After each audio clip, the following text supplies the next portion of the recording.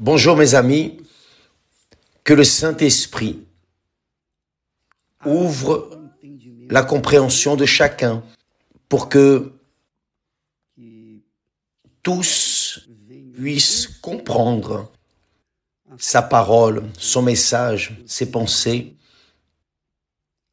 pour qu'appliquant dans leur propre vie, puissent jouir des bénéfices de la foi, les bénéfices de la foi surnaturelle, la foi intelligente, la foi rationnelle, la foi qui s'appuie sur la parole de Dieu et non sur des sentiments, et non sur les choses que l'on voit, non sur les choses que l'on sent, qu'on touche, mais sur les choses strictement spirituelles. Hier, un cas intéressant qui est arrivé, intéressant dans le sens comme témoignage, comme un triste témoignage, disons, un triste témoignage. Parce que ces exemples que nous mettons, que nous postons ici sur Instagram, des exemples tristes,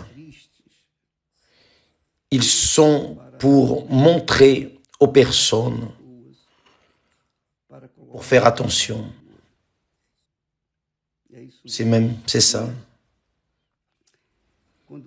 Lorsque nous commencions dans la foi, nous avons vu beaucoup de situations dans l'Église. Mais ces situations ont servi, non pour que je critique, censure, rien de cela. Ces situations que je voyais me plaçaient dans une position de, comment dire, une position d'attention. C'est précisément ça, en alerte. Je restais en alerte. Je restais attentif pour ne pas commettre les mêmes erreurs que je voyais devant mes yeux. Et nous avons le même propos. Nous montrons ici des témoignages magnifiques du pouvoir de Dieu, n'est-ce pas? Des choses que Dieu fait de manière extraordinaire, mais nous ne pouvons pas non plus occulter les tristes témoignages pour que les personnes puissent se positionner, évaluer leur propre vie. C'est pour que vous puissiez voir votre propre vie. Alors, hier, je parlais à l'évêque Jadson de Rio de Janeiro, et il me parlait qu'une personne, une auxiliaire, a perdu son frère. Son frère était dans les drogues, mais il a été délivré, guéri, mais d'un seul coup, il est mort, il a eu une mort subite, il est décédé. Qu'est-ce qui s'est passé? Sa sœur, lorsqu'elle a su, c'était le soir, lorsqu'elle a reçu l'information que son frère est décédé, elle est morte aussi, au même instant. Et nous restons se demandant les uns les autres, comment est-ce que ça peut arriver une chose pareille? Mais c'est ce qui est écrit dans les Écritures sacrées. Lorsque Jésus a dit, voyez ce que Jésus dit, car là où est votre trésor, là aussi sera votre cœur. Là aussi sera votre cœur. Il me disait aussi, un témoignage, qu'il y avait une dame qui était à l'église depuis 30 ans, priant pour son fils. Priant, clamant, demandant en faveur de son fils. 30 ans. Et elle ne recevait pas le Saint-Esprit. Elle a fait tout ce qu'elle pouvait faire, mais elle n'a pas reçu le Saint-Esprit. Pourquoi? Parce que son trésor, c'était son fils. Son cœur était en son fils. jusqu'à ce qu'un jour, elle s'est délivrée de cette emprise et elle a reçu le Saint-Esprit. Alors, j'aimerais que vous appreniez à travers ces faits comment vous devez vous comporter devant les faits qui arrivent autour de vous et peut-être même avec vous-même. Parce que quand Paul écrit aux Romains une église nouvelle, des chrétiens récents qui venaient de se convertir, avec beaucoup de clarté, il dit ainsi, il dit que ceux qui s'inclinent vers la chair meurent. Si la personne est officielle de l'Église, pasteur, évêque, membre, ouvrier, peu importe, ce qui importe, c'est le suivant. Le penchant de la chair, c'est la mort. Mais le penchant du Saint-Esprit, c'est la vie et la paix. Donc, vous devez choisir, opter pour ce que vous voulez. Si vous voulez la vie et la paix, alors investissez votre cœur pour recevoir le Saint-Esprit. Et si vous avez déjà été baptisé du Saint-Esprit, n'ayez pas cela. Bon, maintenant je peux me reposer, maintenant je peux être tranquille. Non, vous devez vous maintenir dans l'esprit. C'est ce que Paul dit au début de cet épître aux Romains. Il dit, oh, marchez selon l'esprit. Et vous n'allez pas satisfaire les désirs de la chair. C'est-à-dire, quand la personne est en esprit, marche en esprit, elle se blinde, elle blinde son propre salut, qui est la chose la plus précieuse que nous avons sur la face de la terre. Il n'y a rien de plus glorieux, rien de plus riche, rien de plus puissant que le salut d'une âme. C'est très difficile, très difficile. Jésus a dit, comme il est difficile à un riche d'entrer dans le royaume des cieux. C'est lui qui a dit cela. Et là, la personne dit, bon, les disciples ont demandé, Seigneur, alors, qui pourra être sauvé? Mais Jésus ne disait pas que la richesse condamne la personne à l'enfer, non. Il était en train de dire précisément ce que Paul est en train d'enseigner, le penchant de la chair. Quand la personne a des richesses, quand la personne a beaucoup d'argent, elle vit dans l'ostentation normalement. Elle vit tranquille parce qu'elle confie dans ses richesses. Elle confie dans ses biens. Si elle a mal au ventre, elle demande d'appeler le meilleur médecin du monde. Il va chez elle pour la guérir parce qu'elle confie dans ses richesses. Elle confie dans ses richesses. Là, en Jérémie, Dieu dit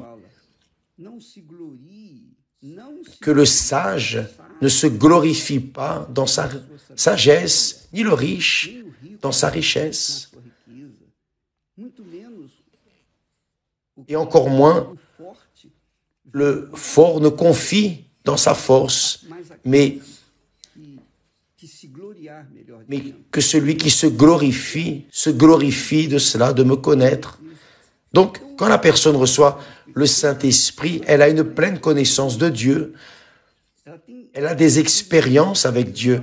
Elle sait avec qui elle vit.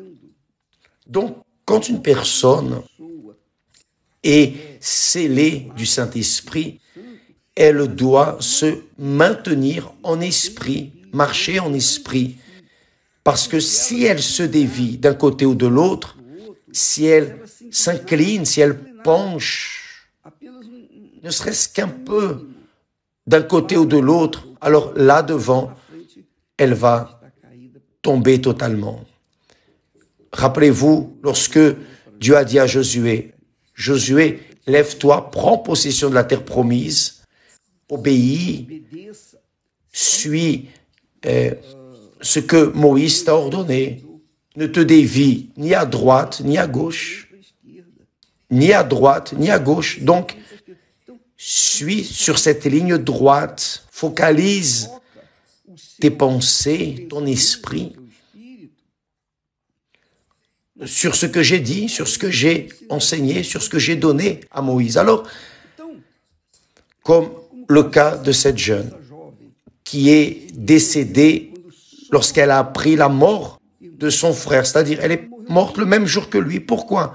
Pourquoi est-elle morte? Elle est morte parce que son cœur, son frère était son trésor et son cœur était dans son frère. Donc quand le frère est mort, où est allé le frère? Le frère est allé dans le cercueil. Où est allé son cœur? Aussi dans le cercueil. Elle est morte aussi. Alors, nous arrivons à la conclusion que, et c'est notre intention, c'est celle-là, que le salut est quelque chose de tellement précieux, que cela vaut la peine que vous veniez à dédier 24 heures de votre journée, 365 jours de l'année, toute votre vie, que vous investissiez dans ce salut, gardant, protégeant. Voyez que Paul dit, j'ai combattu le bon combat, j'ai gardé la foi. C'est-à-dire, il a dû combattre. Vous vous rappelez, quand j'ai dit qu'il y a un conflit que nous affrontons tous, que nous ayons ou non le Saint-Esprit, mais nous tous, nous avons ce conflit entre la pensée et le cœur. À chaque instant, nous devons décider dans quel côté nous nous inclinons, pour les choses de Dieu ou pour les choses du cœur. Le cœur est trompeur. Il est corrompu. Donc, nous ne pouvons pas donner d'attention à la voix du cœur, car il mène les personnes à la mort. C'est le cas de cette jeune. Elle a perdu son frère stupidement parce que son cœur était dans son frère. Alors, vous qui êtes mère, vous qui êtes père, vous qui êtes fils, fille, vous qui avez dans votre être le plus cher, votre cœur, vous devez immédiatement y renoncer et mettre le Seigneur Jésus-Christ comme le premier dans votre vie. Et là, il ne mourra plus. Il est mort, ressuscité, et son esprit garantit votre vie éternelle. Donc, mettons le cœur en lui, fixons notre cœur en lui. C'est lui qui doit être votre trésor, votre priorité. Ce n'est pas l'enfant, ce n'est pas le père, ce n'est pas la mère, ni le frère. Je vous ai déjà raconté que quand je me suis converti réellement, quand j'ai eu ma rencontre avec Dieu, j'ai renoncé à mon premier amour qui était ma mère, ma bien-aimée mère, maman, pour nous, spécialement les hommes, nos frères, moi et mes frères. C'était Dieu au ciel et les fils sur la terre. C'était comme ça, maman était comme ça, amoureuse pour ses enfants. Et nous, moi, au moins, je lui rétribuais cet amour. Elle était la première dans ma vie. Et cette relation, bien qu'étant une belle relation, respectueuse, glorieuse, mais elle ne peut pas dépasser les limites. Quand j'ai connu Jésus, j'ai dû opter, choisir entre maman et Jésus. Et bien sûr, j'ai opté pour le Seigneur Jésus. Qu'est-ce qui s'est passé? Maman était jalouse. Maman était jalouse parce que à partir de ce moment, elle n'était plus à la première place dans ma vie. Alors, il y a beaucoup de parents qui ont le même sentiment de mettre les enfants à la première place.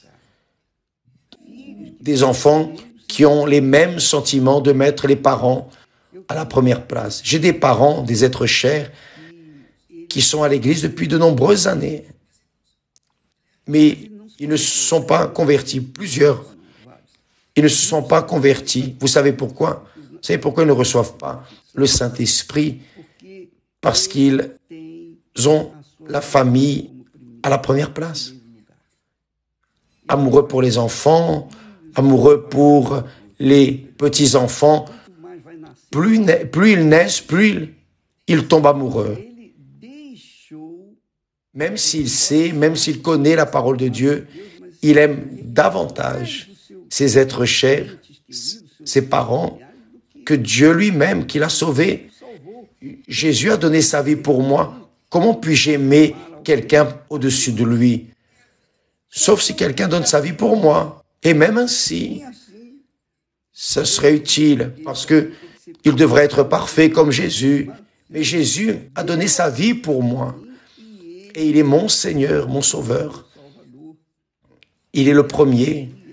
Donc, si je perds mes enfants, je ne vais pas mourir. Si je perds mon épouse, chérie, je ne vais pas mourir. Si je perds tout ce que j'ai, je ne vais pas mourir. Je ne peux pas vivre sans l'Esprit de Dieu. Là, je ne renonce en aucune manière parce que c'est lui qui me maintient debout. C'est lui qui me maintient debout. C'est lui qui me donne la foi pour être debout. Alors, quand Paul dit que le penchant de la chair est pour la mort, il donne une indication. Ne vous inclinez vers personne pour rien et encore moins pour la vanité, pour l'argent, les désirs, les richesses, l'ostentation. Quand vous voyez ces personnes riches qui montrent des maisons, des avions, des ranchs, toutes ces choses, non, ne vous inclinez pas, ne regardez pas les autres, ne regardez pas ces personnes, regardez votre vie. Prenez soin de votre vie. Quand vous voyez quelqu'un marié, bien marié, n'observez pas la vie des autres. Observez votre vie. Regardez votre vie. Mettez votre vie sur l'autel. Votre cœur doit rester sur l'autel, car sur l'autel, il est une offrande vivante et Dieu bénit. Il rend puissant. C'est l'autel qui sanctifie l'offrande. Donc, en mettant votre cœur sur l'autel, vous êtes gardé, protégé, parce que l'autel, c'est l'abri de Dieu. Vous connaissez le psaume 91, celui qui habite sous l'abri de l'Éternel repose à l'abri du Tout-Puissant. Celui qui a le cœur sur l'autel est gardé, protégé, aucun mal ne le touchera, rien ne le touchera. Sauf si la personne sort de l'autel, enlève le cœur de l'autel et va faire un tour. Là, c'est fini. Donc, Paul dit ici que le penchant de la chair est ennemi de Dieu. Bien sûr, l'Esprit de Dieu est jaloux de nous. Il ne veut pas nous partager avec qui que ce soit, vous le savez. Donc, vous devez avoir cette conscience, que ce soit aimer vos parents, vos enfants, votre mari, votre épouse, les personnes, aimer le prochain est très important, extrêmement important. Mais cela n'est possible que lorsque d'abord vous aimez Dieu. Parce que si Dieu n'est pas la première place dans votre vie, s'il n'est pas votre premier amour, donc personne ne sera votre premier amour. Personne ne sera aimé de votre part. C'est pour cela que Dieu dit, le premier grand commandement, c'est tu aimeras l'Éternel, ton Dieu, tu dédieras ta vie au Seigneur, ton Dieu, et alors, oui, tu aimeras ton prochain comme toi-même. C'est-à-dire, le bien que vous voulez pour vous, vous devez le désirer pour les autres. Donc, ça c'est un amour sacrificiel, rien à voir avec le sentiment, blablabla. Alors, ici, nous avons cette direction. Et nous devons suivre cette direction chaque jour. Par exemple, j'ai le Saint-Esprit, mais ce n'est pas parce que j'ai le Saint-Esprit que je vais relâcher dans la foi. Ah, maintenant j'ai le Saint-Esprit, je suis bien, grâce à Dieu, je vais me relâcher, je vais prendre des vacances. Non, il n'y a pas de vacances de Dieu, ça n'existe pas. Il n'y a pas de jour saint pour Dieu, il n'y a pas de repos de Dieu. Il doit être 24 heures le centre de nos attentions. Notre cœur doit être de manière permanente sur l'autel, car l'autel sanctifie l'offrande. Dans ce cas, le cœur. Que Dieu vous bénisse et à demain au nom du Seigneur Jésus. Amen.